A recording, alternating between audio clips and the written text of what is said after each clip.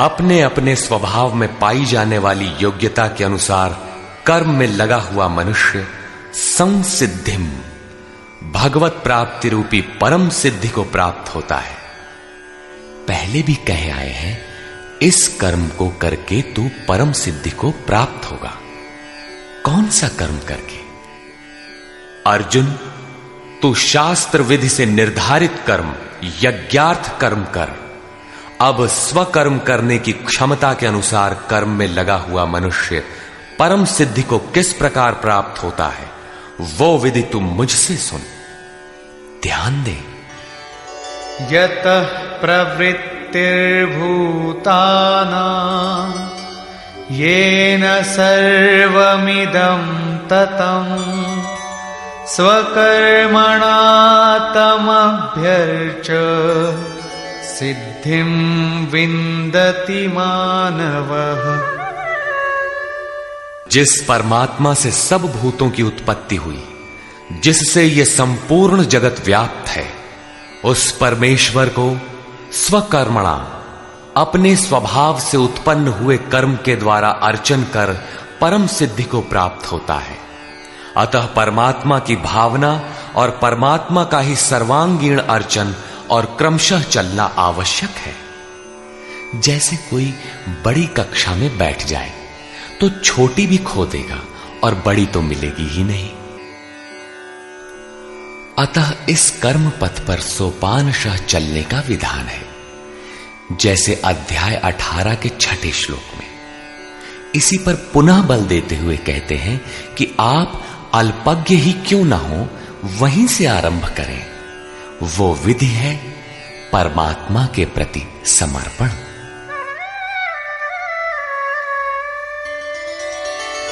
श्रेयान् स्वधर्मो विगुणः परधर्मात् स्वनुष्ठितात् स्वभावनियतं कर्म कुर्वन्नाप्नोति किल्बिषम्। अच्छी प्रकार अनुष्ठान किए हुए दूसरे के धर्म से गुण रहित भी स्वधर्म परम कल्याणकारक है। स्वभाव नियतम, स्वभाव से निर्धारित किया हुआ कर्म करता हुआ मनुष्य पाप अर्थात आवागमन को प्राप्त नहीं होता। प्रायः साधकों को उच्चाटन होने लगता है कि हम सेवा करते ही रहेंगे, वे तो ध्यानस्थ हैं, अच्छे गुणों के कारण उनका सम्मान है। तुरंत वे नकल करने लगते हैं। श्री कृष्ण के अनुसार नकल या ईर्ष्या से कुछ मिलेगा नहीं। अपने स्वभाव से कर्म करने की क्षमता के अनुसार कर्म करके ही कोई परम सिद्धि पाता है, छोड़कर नहीं।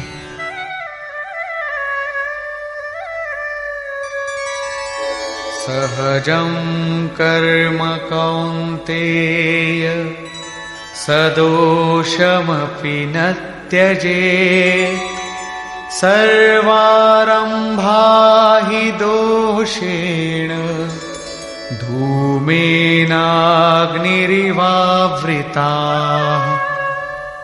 कौन्तेय, दोष युक्त अल्पज्ञ अवस्था वाला है तो सिद्ध है कि अभी दोषों का बाहुल्य है। ऐसा दोष युक्त भी सहजम कर्म, स्वभाव से उत्पन्न सहज कर्म को नहीं त्यागना चाहिए, क्योंकि धुएं से अग्नि के सदृश सभी कर्म किसी न किसी दोष से आवृत्त हैं। ब्राह्मण श्रेणी ही सही, कर्म तो करना पड़ रहा है। स्थिति नहीं मिली तब तक दोष विद्यमान है, प्रकृति का आवरण विद्यमान है। दोषों का अंत वहां होगा जहां ब्राह्मण श्रेणी का कर्म भी ब्रह्म में प्रवेश के साथ विलय हो जाता है। उस प्राप्ति वाले का लक्षण क्या है जहां कर्मों से प्रयोजन नहीं रह जाता?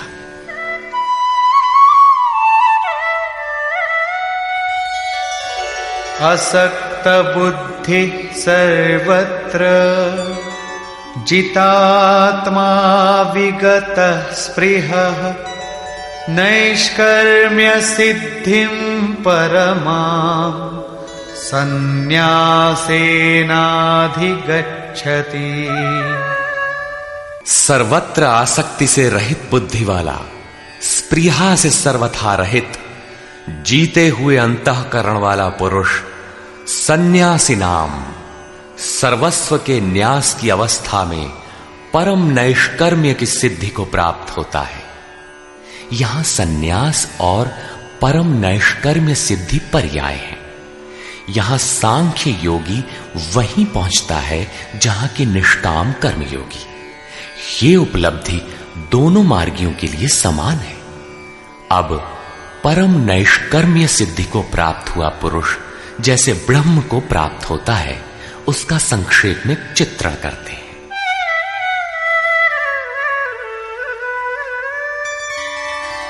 सिद्धिं प्राप्तो यथा ब्रह्म तथाप्नोति निबोध मे। समासेनैव कौन्तेय निष्ठा ज्ञानस्य या परा। कौन्तेय, जो ज्ञान की परानिष्ठा है, पराकाष्ठा है, उस परम सिद्धि को प्राप्त हुआ पुरुष ब्रह्म को जैसे प्राप्त होता है, उस विधि को तू मुझसे संक्षेप में जान। अगले श्लोक में वही विधि बता रहे हैं, ध्यान दें। बुद्ध्या विशुद्धया युक्तो धृत्यात्मानं नियम्य च शब्दादीन् विषयांस् त्यक्त्वा रागद्वेषौ व्युदस्य च विविक्तसेवी लघ्वाशी यत वाक्कायमानसः ध्यानयोगपरो नित्यम् वैराग्यं समुपाश्रितः।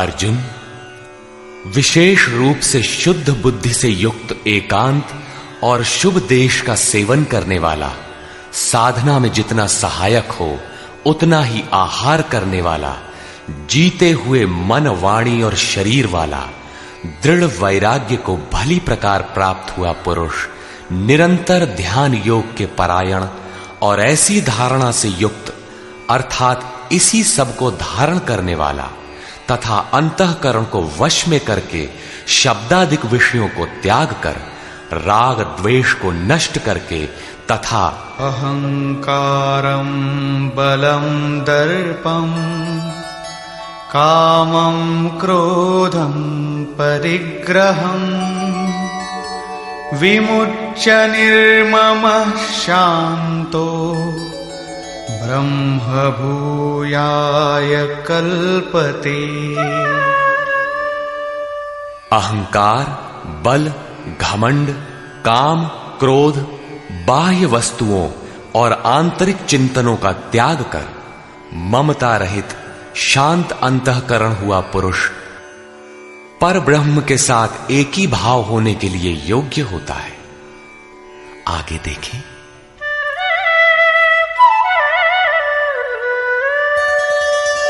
ब्रह्मभूतः प्रसन्नात्मा न शोचति न कांक्षति समः सर्वेषु भूतेषु मद्भक्तिं लभते पराम्।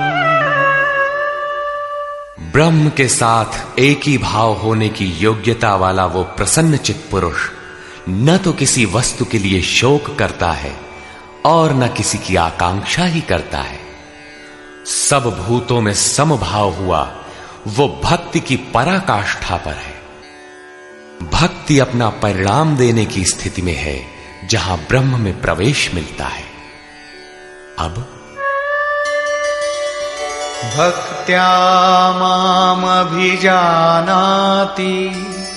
यावान्यश्चास्मि तत्त्वतः ततो मां तत्त्वतो ज्ञात्वा विशते तदनन्तरम्। उस पराभक्ति के द्वारा वो मुझे तत्व से भली प्रकार जानता है। वो तत्व है क्या? मैं जो और जिस प्रभाव वाला हूं, अजर अमर शाश्वत जिन अलौकिक गुणधर्मों वाला हूं, उसे जानता है और मुझे तत्व से जानकर तत्काल ही मुझ में प्रवेश कर जाता है। प्राप्ति काल में तो भगवान दिखाई पड़ते हैं और प्राप्ति के ठीक बाद तत्क्षण वो अपने ही आत्म स्वरूप को उन ईश्वरीय गुण धर्मों से युक्त पाता है कि आत्मा ही अजर अमर शाश्वत अव्यक्त और सनातन है। अहंकार, बल, दर्प, काम, क्रोध, मद, मोह इत्यादि प्रकृति में गिराने वाले विकार जब सर्वथा शांत हो जाते हैं और विवेक, वैराग्य, शम, दम, एकांत सेवन, ध्यान इत्यादि ब्रह्म में प्रवेश दिलाने वाली योग्यताएं जब पूर्णतया परिपक्व हो जाती हैं, उस समय वो ब्रह्म को जानने योग्य होता है। उस योग्यता का नाम ही पराभक्ति है। इसी योग्यता द्वारा वो तत्व को जानता है। तत्व है क्या? मुझे जानता है। भगवान जो है, जिन विभूतियों से युक्त है, उसे जानता है और मुझे जानकर तत्क्षण मुझ में ही स्थित हो जाता है। अर्थात ब्रह्म, तत्व, ईश्वर, परमात्मा और आत्मा एक दूसरे के पर्याय हैं। एक की जानकारी के साथ ही इन सब की जानकारी हो जाती है। यही परम सिद्धि, परम गति, परम धाम भी है।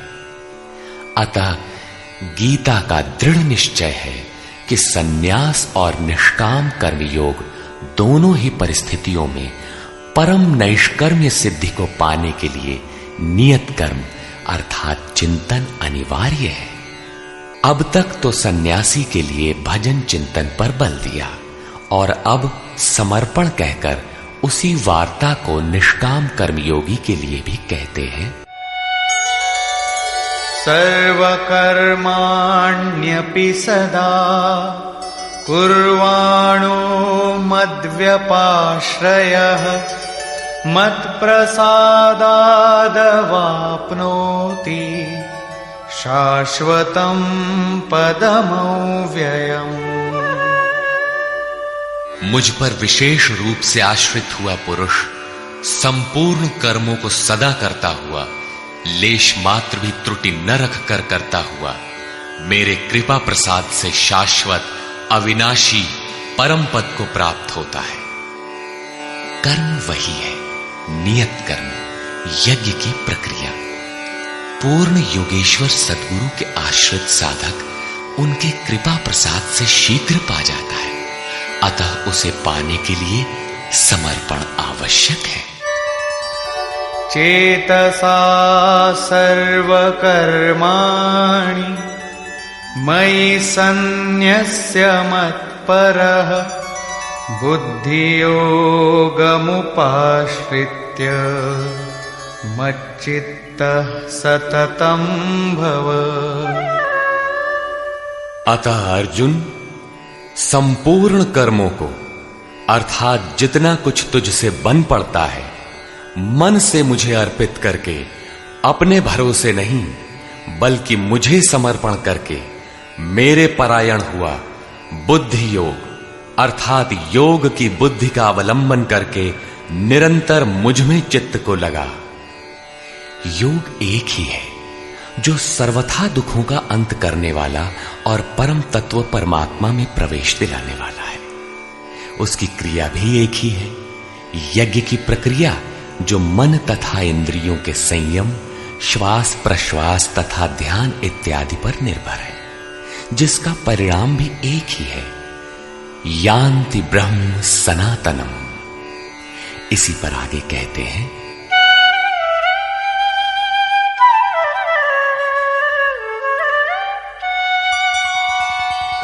मच्चित्त चित्तः सर्वदुर्गाणि मत्प्रसादात् तरिष्यसि अथ चेत्त्वमहङ्कारात् न श्रोष्यसि विनङ्क्ष्यसि। इस प्रकार मुझमें निरंतर चित्त को लगाने वाला होकर तू मेरी कृपा से मन और इंद्रियों के संपूर्ण दुर्गों को अनायास ही तर जाएगा। इंद्रिन द्वार झरोखा नाना, तह तह सुर बैठे करी थाना। आवत देखहि विषय वयारी, ते हठि देह कपाट उघारी। ये ही दुर्जय दुर्ग है। मेरी कृपा से तू इन बाधाओं का अतिक्रमण कर जाएगा, किंतु अहंकारवश यदि तू मेरे वचनों को नहीं सुनेगा तो विनष्ट हो जाएगा, परमार्थ से च्युत हो जाएगा। पुनः इसी पर बल देते हैं। यदहंकारमाश्रित्य न योत्स्य इति मन्यसे, मिथ्यैष व्यवसायस्ते प्रकृतिस्त्वां नियोक्ष्यति। जो तू अहंकार का आश्रय लेकर ऐसा मानता है कि युद्ध नहीं करूंगा, तो ये तेरा निश्चय मिथ्या है, क्योंकि तेरा स्वभाव तुझे बलात् युद्ध में लगा देगा। स्वभावजेन कौन्तेय निबद्ध स्वेन कर्मणा, कर्तुं नेच्छसि यन्मोहात् करिष्यस्य वशोऽपि तत्। कौन्तेय, मोहवश तू जिस कर्म को नहीं करना चाहता, उसको भी अपने स्वभाव से उत्पन्न हुए कर्म से बंधा हुआ परवश होकर करेगा। प्रकृति के संघर्ष से न भागने का तुम्हारा क्षत्रिय श्रेणी का स्वभाव तुम्हें बरबस कर्म में लगाएगा। प्रश्न पूरा हुआ। अब वो ईश्वर रहता कहां है, इस पर कहते हैं ईश्वरः सर्वभूतानां हृद्देशेऽर्जुन तिष्ठति, भ्रामयन् सर्वभूतानि यन्त्रारूढानि मायया। अर्जुन, वो ईश्वर संपूर्ण भूत प्राणियों के हृदय देश में निवास करता है। इतना समीप है तो लोग जानते क्यों नहीं? माया रूपी यंत्र में आरूढ़ होकर सब लोग भ्रमवश चक्कर लगाते ही रहते हैं, इसलिए नहीं जानते। ये यंत्र बड़ा बाधक है, जो बार बार नश्वर कलेवरों अर्थात शरीरों में घुमाता रहता है। तो शरण किसकी लें? तमेव शरणं गच्छ सर्वभावेन भारत, तत्प्रसादात् परां शान्तिं स्थानं प्राप्स्यसि शाश्वतम्। इसलिए हे भारत, संपूर्ण भाव से उस ईश्वर की जो हृदय देश में स्थित है अनन्य शरण को प्राप्त हो। उनके कृपा प्रसाद से तू परम शांति शाश्वत परम धाम को प्राप्त होगा। अतः ध्यान करना है तो हृदय देश में करें। ईश्वर का निवास स्थान हृदय है। भागवत के चतुश्लोकी गीता का सारांश भी यही है कि वैसे तो मैं सर्वत्र हूं, किंतु प्राप्त होता हूं तो हृदय देश में ध्यान करने से ही। इति ते ज्ञानमाख्यातम् गुह्याद्गुह्यतरं मया, विमृश्यैतदशेषेण यथेच्छसि तथा कुरु।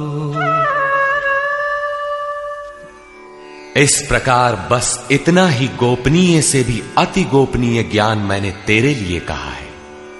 इस विधि से संपूर्ण रूप से विचार कर, फिर तू जैसा चाहता है वैसा कर। सत्य यही है, शोध की स्थली यही है, प्राप्ति की स्थली भी यही है। किंतु हृदय स्थित ईश्वर दिखाई नहीं देता, इस पर उपाय बताते हैं।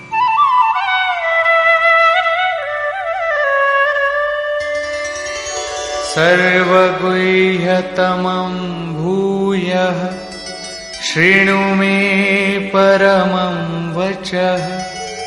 इष्टोऽसि मे दृढमिति ततो वक्ष्यामि ते हितम्। अर्जुन, संपूर्ण गोपनीय से भी अति गोपनीय मेरे रहस्य युक्त वचन को तू फिर भी सुन। कहा है किंतु फिर सुन। साधक के लिए इष्ट सदैव खड़े रहते हैं। क्योंकि तू मेरा अतिशय प्रिय है, इसलिए ये परम हितकारक वचन मैं तेरे लिए फिर भी कहूंगा। वो है क्या?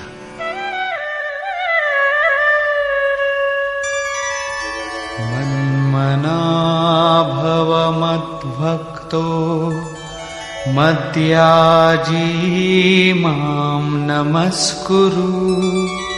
मामे वैष्यसि सत्यं ते प्रतिजाने प्रियोऽसि मे। अर्जुन, तू मेरे में ही अनन्य मन वाला हो, मेरा अनन्य भक्त हो, मेरे प्रति श्रद्धा से पूर्ण हो, मेरे समर्पण में अश्रुपात होने लगे। मेरे को ही नमन कर। ऐसा करने से तू मेरे को ही प्राप्त होगा। ये मैं तेरे लिए सत्य प्रतिज्ञा करके कहता हूं, क्योंकि तू मेरा अत्यंत प्रिय है। पीछे बताया ईश्वर हृदय देश में है, उसकी शरण में जा। यहां कहते हैं मेरी शरण आ। ये अति गोपनीय रहस्य युक्त वचन सुन कि मेरी शरण आओ। वास्तव में योगेश्वर श्री कृष्ण कहना क्या चाहते हैं? यही कि साधक के लिए सद्गुरु की शरण नितांत आवश्यक है। श्री कृष्ण एक पूर्ण योगेश्वर थे। अब समर्पण की विधि बताते हैं। सर्वधर्मान् परित्यज्य मामेकं शरणं व्रज। अहं त्वा सर्वपापेभ्यो मोक्षयिष्यामि मा शुचः। संपूर्ण धर्मों को त्याग कर, अर्थात मैं ब्राह्मण श्रेणी का करता हूं या शूद्र श्रेणी का, क्षत्रिय हूं अथवा वैश्य, इसके विचार को त्याग कर केवल एक मेरी अनन्य शरण को प्राप्त हो। मैं तुझे संपूर्ण पापों से मुक्त करा दूंगा। तू शोक मत कर। इन सब ब्राह्मण क्षत्रिय इत्यादि वर्णों का विचार न कर कि इस कर्म पथ में किस स्तर का हूं।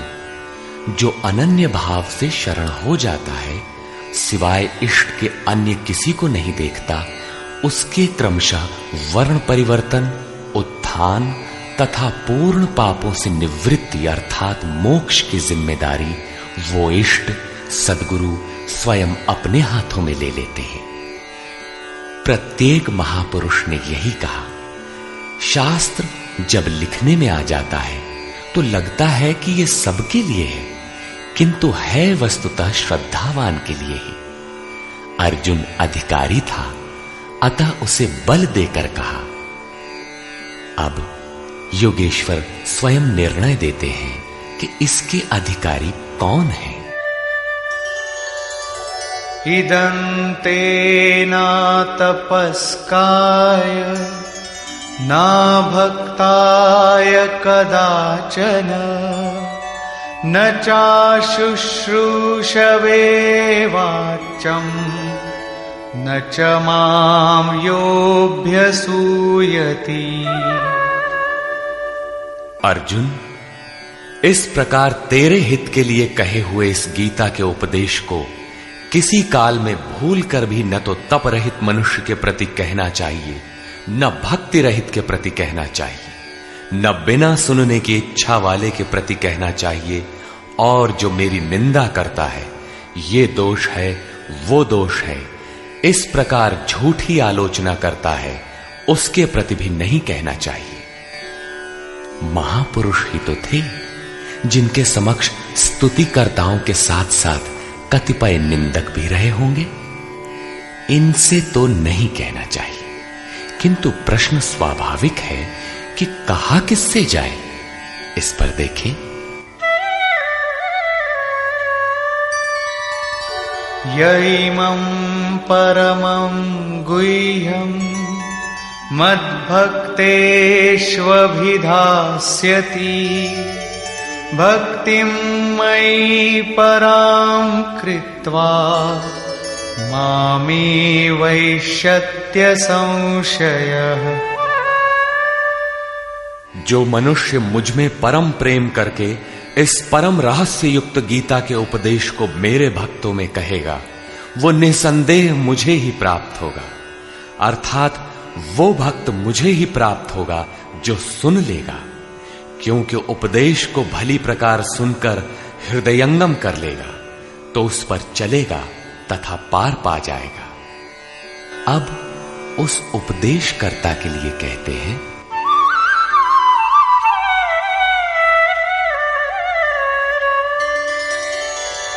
न च तस्मान् मनुष्येषु कश्चिन्मे प्रियकृत्तमः भविता न च मे तस्माद् अन्यः प्रियतरो भुवि। न तो उससे बढ़कर मेरा अतिशय प्रिय कार्य करने वाला मनुष्यों में कोई है, और न उससे बढ़कर मेरा अत्यंत प्यारा पृथ्वी में दूसरा कोई होगा। किससे? जो मेरे भक्तों में मेरा उपदेश करेगा, उनको उधर उस पथ पर चलाएगा, क्योंकि कल्याण का यही एक स्रोत है, राजमार्ग है। अब देखें अध्ययन। अध्येष्यते च य इमं धर्म्यं संवादमावयोः ज्ञानयज्ञेन तेनाहम् इष्टः स्यामिति मे मतिः। जो पुरुष इस धर्ममय हम दोनों के संवाद को अध्येष्यते भली प्रकार मनन करेगा, उसके द्वारा मैं ज्ञान यज्ञ से पूजित होऊंगा। अर्थात ऐसा यज्ञ जिसका परिणाम ज्ञान है, जिसका स्वरूप पीछे बताया गया है, जिसका तात्पर्य है साक्षात्कार के साथ मिलने वाली जानकारी। ऐसा मेरा निश्चित मत है। श्रद्धावाननसूयश्च शृणुयादपि यो नरः सोऽपि मुक्तः शुभान् लोकान् प्राप्नुयात् पुण्यकर्मणाम्। जो पुरुष श्रद्धा से युक्त और ईर्ष्या रहित होकर केवल सुनेगा, वो भी पापों से मुक्त हुआ उत्तम कर्म करने वालों के श्रेष्ठ लोकों को प्राप्त होगा। अर्थात करते हुए भी पार न लगे तो सुना भर करें। उत्तम लोक तब भी हैं, क्योंकि वो चित्त में उन उपदेशों को ग्रहण तो करता है। यहां 67 से 71 तक 5 श्लोकों में भगवान श्री कृष्ण ने यह बताया कि गीता का उपदेश अनाधिकारियों को नहीं कहना चाहिए, किंतु जो श्रद्धावान हैं उनसे अवश्य कहना चाहिए। जो सुनेगा वो भक्त मुझे प्राप्त होगा, क्योंकि अति गोपनीय कथा को सुनकर पुरुष चलने लगता है। जो भक्तों में कहेगा उससे अधिक प्रिय कहने वाला मेरा कोई नहीं है। जो अध्ययन करेगा उसके द्वारा मैं ज्ञान यज्ञ से पूजित होऊंगा। यज्ञ का परिणाम ही ज्ञान है। जो गीता के अनुसार कर्म करने में असमर्थ है किंतु श्रद्धा से मात्र सुनेगा, वो भी पुण्य लोकों को प्राप्त होगा। इस प्रकार भगवान श्री कृष्ण ने इसके कहने सुनने तथा अध्ययन का फल बताया। प्रश्न पूरा हुआ। अब अंत में वे अर्जुन से पूछते हैं कि कुछ समझ में आया?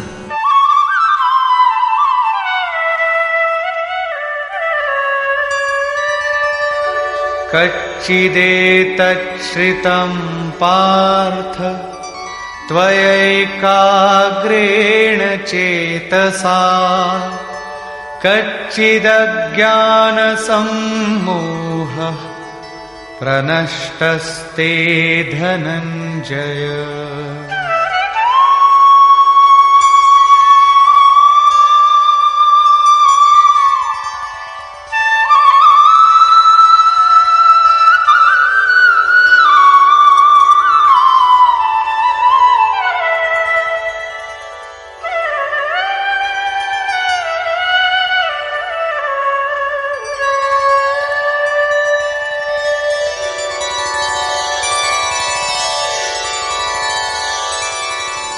हे पार्थ, क्या मेरा ये वचन तूने एकाग्रचित्त होकर सुना?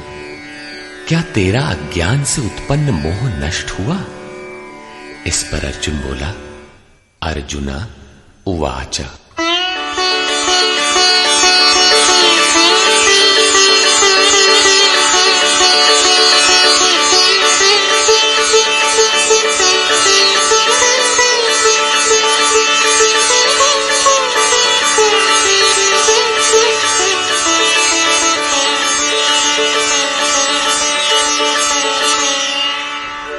नष्टो मोहः स्मृतिर्लब्धा त्वत्प्रसादान्मयाच्युत स्थितोऽस्मि गतसन्देहः करिष्ये वचनं तव।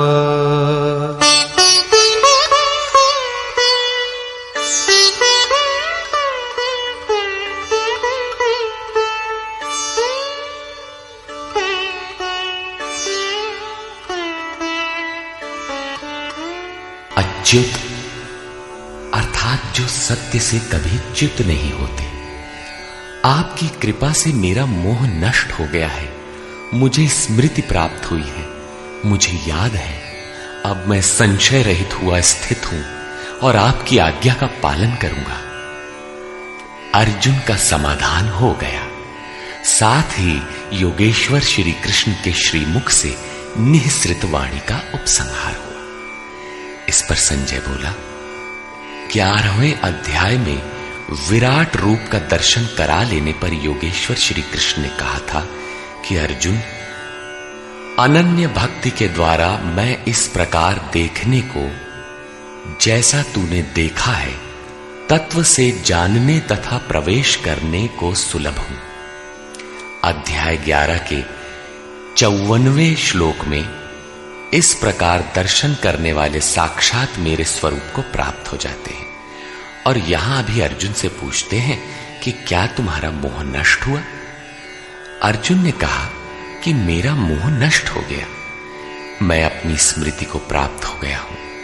आप जो कहते हैं वही करूंगा। दर्शन के साथ तो अर्जुन को मुक्त हो जाना चाहिए था। वस्तुतः अर्जुन को तो जो होना था हो गया, किंतु शास्त्र भविष्य में आने वाली पीढ़ी के लिए होता है। उसका उपयोग आप सबके लिए है। संजय उवाच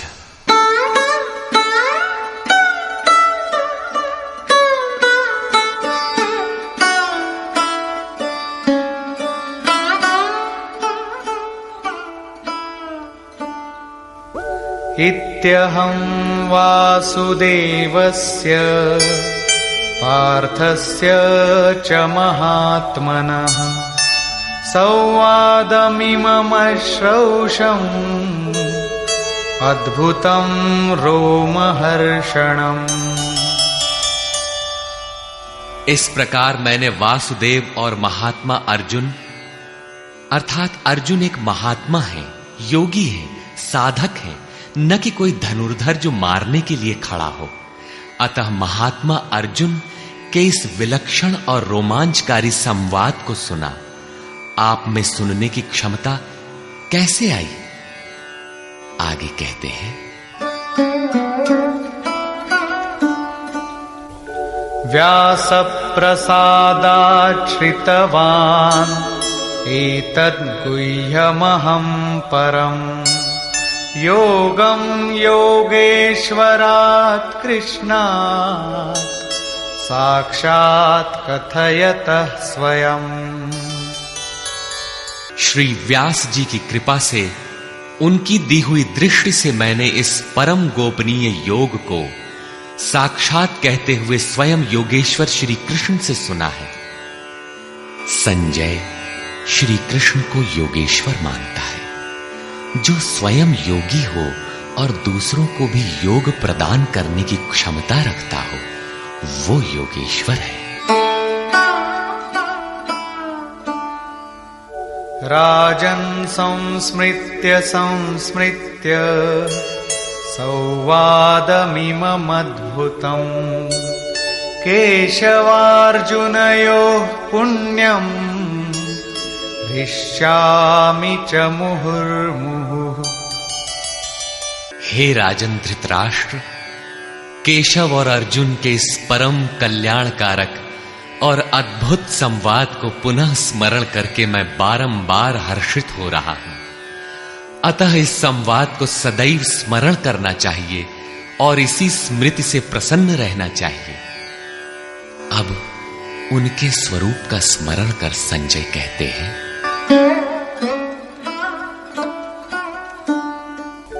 तच्च संस्मृत्य संस्मृत्य रूपमत्यद्भुतं हरेः विस्मयो मे महान् राजन् हृष्यामि च पुनः पुनः।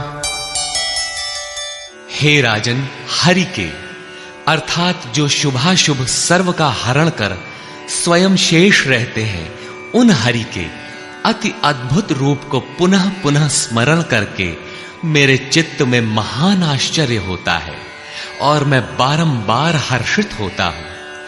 इष्ट का स्वरूप बार बार स्मरण करने की वस्तु है।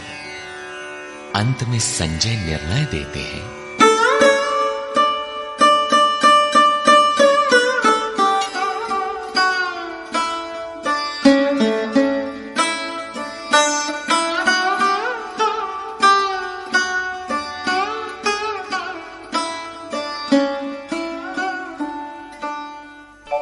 यत्र योगेश्वरः कृष्णो यत्र पार्थो धनुर्धरः तत्र श्रीर्विजयो भूतिः ध्रुवा नीतिर्मतिर्मम।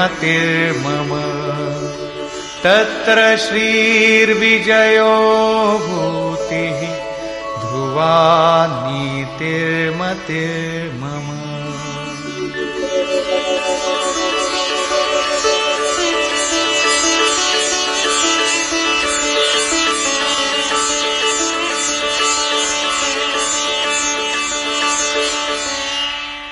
राजन, जहां योगेश्वर श्री कृष्ण और धनुर्धर अर्जुन अर्थात ध्यान ही धनुष है, इंद्रियों की दृढ़ता ही गांडीव है, अर्थात स्थिरता के साथ ध्यान धरने वाला महात्मा अर्जुन है, वहीं पर श्री ऐश्वर्य विजय जिसके पीछे हार नहीं है, ईश्वरीय विभूति और चल संसार में अचल रहने वाली नीति है, ऐसा मेरा मत है।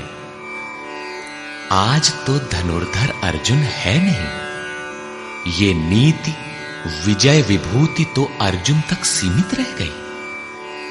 तत्सामयिक थी यह तो द्वापर में ही समाप्त हो गई, लेकिन ऐसी बात नहीं है।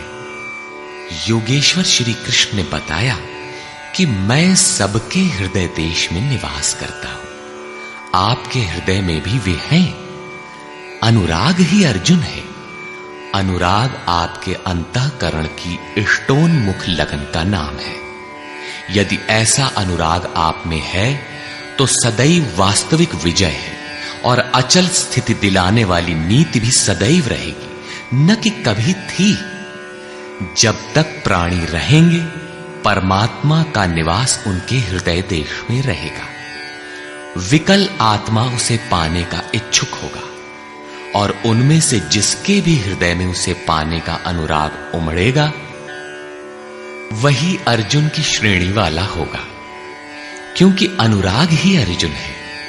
अतः मानव मात्र इसका प्रत्याशी बन सकता है। निष्कर्ष, यह गीता का समापन अध्याय है। आरंभ में ही अर्जुन का प्रश्न है, प्रभु, मैं त्याग और सन्यास के भेद और स्वरूप को जानना चाहता हूं। योगेश्वर श्री कृष्ण ने इस पर प्रचलित 4 मतों की चर्चा की। इनमें एक सही भी था। इससे मिलता जुलता ही निर्णय योगेश्वर श्री कृष्ण ने दिया कि यज्ञ, दान और तप किसी काल में त्यागने योग्य नहीं है। ये मनीषियों को भी पवित्र करने वाले हैं। इन तीनों को रखते हुए इनके विरोधी विकारों का त्याग करना ही वास्तविक त्याग है। यह सात्विक त्याग है। फल की इच्छा के साथ त्याग राजस है। मोहवश नियत कर्म का ही त्याग करना तामस त्याग है। और सन्यास त्याग की ही चरमोत्कृष्ट अवस्था है। नियत कर्म और ध्यान जनित सुख सात्विक है। इंद्रियों और विषयों का भोग राजस है और तृप्तिदायक अन्न की उत्पत्ति से रहित दुखद सुख तामस है। मनुष्य मात्र के द्वारा शास्त्र के अनुकूल अथवा प्रतिकूल कार्य होने में 5 कारण हैं। कर्ता अर्थात मन, पृथक पृथक करण अर्थात जिनके द्वारा किया जाता है। शुभ पार लगता है तो विवेक, वैराग्य, शम, दम करण है। अशुभ पार लगता है तो काम, क्रोध, राग, द्वेष इत्यादि करण होंगे। नाना प्रकार की इच्छाएं अर्थात इच्छाएं अनंत हैं, सब पूर्ण नहीं हो सकती। केवल वह इच्छा पूर्ण होती है जिसके साथ आधार मिल जाता है। चौथा कारण है आधार अर्थात साधन।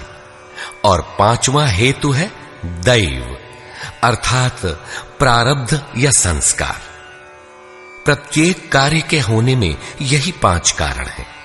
फिर भी जो कैवल्य स्वरूप परमात्मा को कर्ता मानता है, वह मूल बुद्धि यथार्थ नहीं जानता, अर्थात भगवान नहीं करते, जबकि पीछे कह आए हैं कि अर्जुन तू निमित्त मात्र होकर खड़ा भर रहे, कर्ता धर्ता तो मैं हूं। अंततः उन महापुरुष का आशय क्या है? वस्तुतः प्रकृति और पुरुष के बीच एक आकर्षण सीमा है। जब तक मनुष्य प्रकृति में बरतता है, तब तक माया प्रेरणा करती है, और जब वह इससे ऊपर उठकर इष्ट को समर्पित हो जाता है और वह इष्ट जब हृदय देश से रथी हो जाता है, फिर भगवान करते हैं। ऐसे स्तर पर अर्जुन था, संजय भी था, और सबके लिए इस अर्थात कक्षा में पहुंचने का विधान है। अतः यहां भगवान प्रेरणा करते हैं। पूर्ण ज्ञाता महापुरुष, जानने की विधि और ज्ञेय परमात्मा, इन तीनों के संयोग से कर्म की प्रेरणा मिलती है। इसलिए किसी अनुभवी महापुरुष अर्थात सद्गुरु के सानिध्य में समझने का प्रयास करना चाहिए। वर्ण व्यवस्था के प्रश्न को चौथी बार लेते हुए योगेश्वर श्री कृष्ण ने बताया कि इंद्रियों का दमन, मन का शमन, एकाग्रता, शरीर, वाणी और मन को इष्ट के अनुरूप तपाना, ईश्वरीय जानकारी का संचार, ईश्वरीय निर्देशन पर चलने की क्षमता इत्यादि ब्रह्म में प्रवेश दिलाने वाली योग्यताएं ब्राह्मण श्रेणी के कर्म है। शौर्य, पीछे न हटने का स्वभाव, सब भावों पर स्वामी भाव, कर्म में प्रवृत्त होने की दक्षता क्षत्रिय श्रेणी का कर्म है। इंद्रियों का संरक्षण, आत्मिक संपत्ति का संवर्धन इत्यादि वैश्य श्रेणी के कर्म है और परिचर्या शूद्र श्रेणी का कर्म है। शूद्र का अर्थ है अल्पज्ञ। अल्पज्ञ साधक जो नियत कर्म चिंतन में 2 घंटे बैठकर 10 मिनट भी अपने पक्ष में नहीं पाता। शरीर अवश्य बैठा है, लेकिन जिस मन को टिकना चाहिए वह तो हवा से बातें कर रहा है। ऐसे साधक का कल्याण कैसे हो? उसे अपने से उन्नत अवस्था वालों की अथवा सद्गुरु की सेवा करनी चाहिए। शनैः शनैः उसमें भी संस्कारों का सृजन होगा, वह गति पकड़ लेगा। अतः इस अल्पज्ञ का कर्म सेवा से ही प्रारंभ होगा। कर्म एक ही है, नियत कर्म, चिंतन। उसके कर्ता की 4 श्रेणियां अति उत्तम, उत्तम, मध्यम और निकृष्ट ही ब्राह्मण, क्षत्रिय, वैश्य और शूद्र हैं।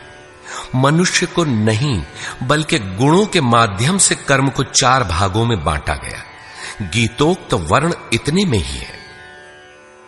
तत्व को स्पष्ट करते हुए उन्होंने कहा कि अर्जुन, उस परम सिद्धि की विधि बताऊंगा जो ज्ञान की परानिष्ठा है। विवेक, वैराग्य, शम, दम, धारावाही चिंतन और ध्यान की प्रवृत्ति इत्यादि ब्रह्म में प्रवेश दिला देने वाली सारी योग्यताएं जब परिपक्व हो जाती हैं और काम, क्रोध, मोह, राग, द्वेषादि प्रकृति में घसीट कर रखने वाली प्रवृत्तियां जब पूर्णतः शांत हो जाती हैं, उस समय वह व्यक्ति ब्रह्म को जानने योग्य होता है। उसी योग्यता का नाम पराभक्ति है। पराभक्ति के द्वारा ही वह तत्व को जानता है। तत्व है क्या? तो बताया, मैं जो हूं, जिन विभूतियों से युक्त हूं, उसको जानता है। अर्थात परमात्मा जो है अव्यक्त, शाश्वत, अपरिवर्तनशील, जिन अलौकिक गुण धर्मों वाला है, उसे जानता है और जानकर वह तत्क्षण मुझ में स्थित हो जाता है। अतः तत्व है परम तत्व, न कि 5 या 25 तत्व। प्राप्ति के साथ आत्मा उसी स्वरूप में स्थित हो जाता है, उन्हीं गुण धर्मों से युक्त हो जाता है। ईश्वर का निवास बताते हुए योगेश्वर श्री कृष्ण ने कहा, अर्जुन, वह ईश्वर संपूर्ण भूतों के हृदय देश में निवास करता है, किंतु माया रूपी यंत्र में आरूढ़ होकर लोग भटक रहे हैं, इसलिए नहीं जानते। अतः अर्जुन, तू हृदय में स्थित उस ईश्वर की शरण जा। इससे भी गोपनीय एक रहस्य और है कि संपूर्ण धर्मों की चिंता छोड़कर तू मेरी शरण में आ, तू मुझे प्राप्त होगा। यह रहस्य अनाधिकारी से नहीं कहना चाहिए, जो भक्त नहीं है उससे नहीं कहना चाहिए, लेकिन जो भक्त है उससे अवश्य कहना चाहिए। उससे दुराव रखें तो उसका कल्याण कैसे होगा? अंत में योगेश्वर श्री कृष्ण ने पूछा, अर्जुन, मैंने जो कुछ कहा उसे तूने भली प्रकार सुना, समझा? तुम्हारा मोह नष्ट हुआ कि नहीं? अर्जुन ने कहा, भगवान, मेरा मोह नष्ट हो गया है। मैं अपनी स्मृति को प्राप्त हो गया हूं। आप जो कुछ कहते हैं वही सत्य है और अब मैं वही करूंगा।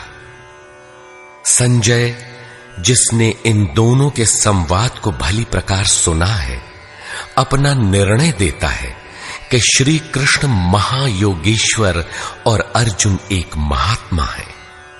उनका संवाद बारंबार स्मरण कर वह हर्षित हो रहा है, अतः इसका स्मरण करते रहना चाहिए। उन हरि के रूप को याद करके भी वह बारंबार हर्षित होता है, अतः बारंबार स्वरूप का स्मरण करते रहना चाहिए। ध्यान करते रहना चाहिए। जहां योगेश्वर श्री कृष्ण हैं और जहां महात्मा अर्जुन हैं, वहीं श्री है। विजय, विभूति और ध्रुव नीति भी वही है। सृष्टि की नीतियां आज हैं तो कल बदलेंगी। ध्रुव तो एकमात्र परमात्मा है। उसमें प्रवेश दिलाने वाली नीति ध्रुव नीति भी वही है। यदि श्री कृष्ण और अर्जुन को द्वापर कालीन व्यक्ति विशेष मान लिया जाए, तब तो आज न अर्जुन है और न श्री कृष्ण।